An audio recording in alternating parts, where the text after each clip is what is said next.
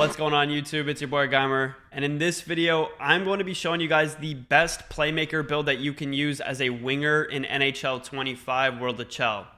A lot of people have been struggling trying to figure out sniper, puck moving defenseman, what build should I use? I've been asked that question like a million times in my streams, but let me tell you, this is the build that you want to be using for a winger. If you guys haven't yet, please go follow me on twitch.tv/Geimer right there. As well, subscribe to me on YouTube, and that would help me a lot if you leave a like on this video. Also, comment at the end of this video how you like this build, any criticism you have about it, what do you think should be different, or if you just like it overall. Let's get into the video. Like I said, this build is going to be a playmaker, and I'm going to be running it at 6 foot, 160 pounds. The reason for 6 foot is going to be because I feel like being a bit bigger is going to help you in the offensive zone. I know people have been saying maybe 5'10", give you that extra speed boost. I'm not going for that. I'm going to be running mine at 6 foot 160. It feels amazing. For your zone ability, this is where it gets interesting. You have a few options when you come through here. You have tape to tape, magnetic, third eye, puck on a string, and big tipper. Puck on a string has just been absolutely insane. I don't know if you guys have played with it yet, but if you have, I think you would agree with me. The toe drags and the movement that you have as a winger is just incredible. Using this over elite edges like you do every other year has been so much fun. For your superstar abilities, you're going to be running with close quarters. Everybody knows that close quarters has been good since it's been a thing. And again, this year, it's just like every other year. It's super overpowered. And then for 1T, we all know that skill-based 1Ts are really, really good this year. So you're going to be using this so they can slam it home. For your boost, you're going to be running with controlled deking and unbreakable balance. Controlled deking gives you +4 to your deking column at the end there in tactics. And unbreakable balance gives you +2 to balance in your first column technique.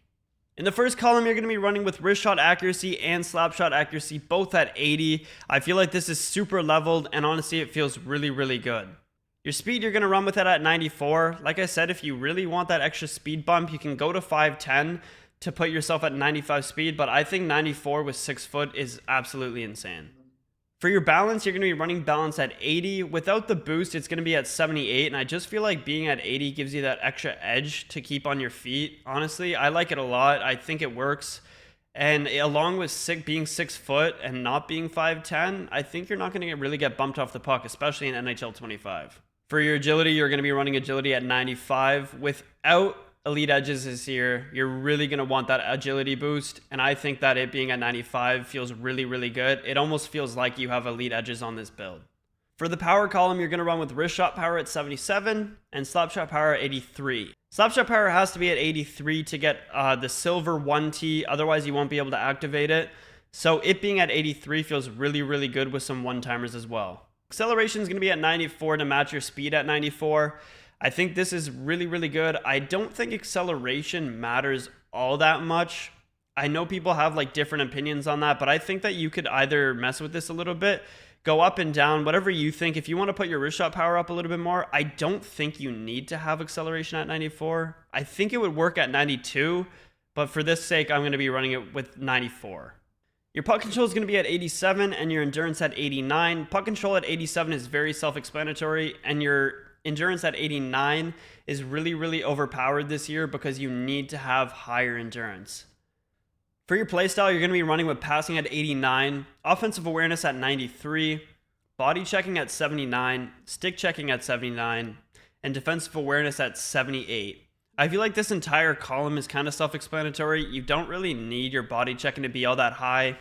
Stick checking is good where it's at. It doesn't need to be all that high either, I don't think. And then your offensive awareness being at 93 is perfect. And then your passing at 89 gives you that upper edge because passing feels very hard this year. I don't know if you guys have struggled with trying to hit certain passes, but I think your passing being at 89 this year is where you're going to want it. For your tenacity column, you're going to be running with hand-eye at 86. It feels really good for puck pickups at 86, and I think that's where you definitely want to leave it. For your strength, you're going to be running it at 80 as well. It feels very, very good, along with durability at 80. And then your shot blocking in this column at a 73. You don't need shot blocking. It's probably the most useless attribute in your entire build, besides fighting skill. Final column in tactics, you're going to be running deking at 92. This is where you get the +4 controlled deking, and it feels really, really good having it at 92 alongside puck on a string.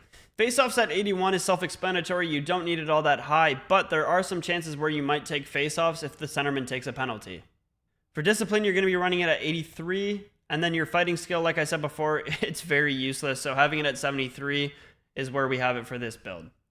Well, that's the best winger build, in my opinion, for NHL 25 World of Chel. If you guys like this build as well, please, like I said, leave a comment down below and let me know what you like about it. Leave a like on this video as well if you enjoyed it, and I'll see you guys next time.